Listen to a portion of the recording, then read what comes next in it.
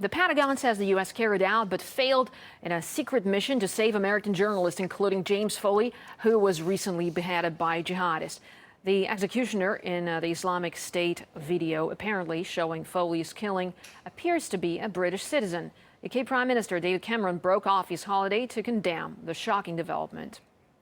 From what we've seen, it looks increasingly likely that it is a British citizen. And what we must do is redouble all our efforts to stop people going, to take away the passports of those contemplating travel, to take extremist material off the internet, and do everything we can to keep our people safe. More than 2,000 European-born militants are thought to be fighting alongside the Islamic State. And British nationals have publicly been among the most vehement supporters of the extremists. Andrew Farmer reports. The brutal killing of an American journalist by a British citizen. Grisly footage posted online showing James Foley beheaded by an Islamic State militant. His executioner speaking in English with an English accent, blaming recent airstrikes by America in Iraq. We are an Islamic army and a state that has been accepted by a large number of Muslims worldwide. It prompted the British Prime Minister to cut short his holiday, while 10 Downing Street called the brutal murder shocking and depraved. But it's also prompted calls by some MPs for the West to rethink its policy in Syria and Iraq.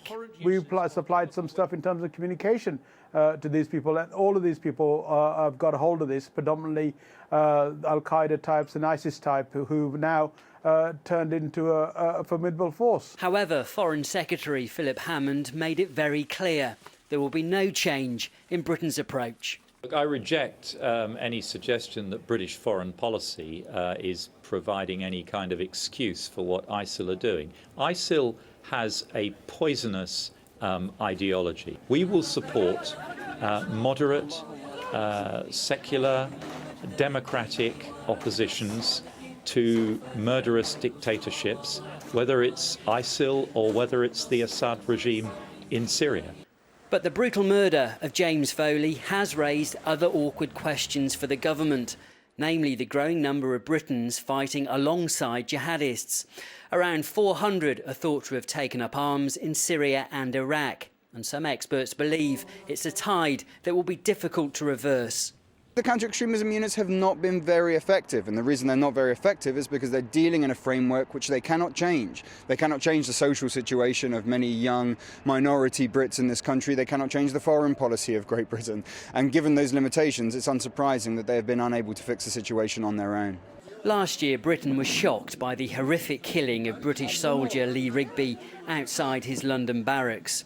Hacked to death by 2 UK nationals who converted to Islam and claimed they were avenging the deaths of Muslims killed by British forces.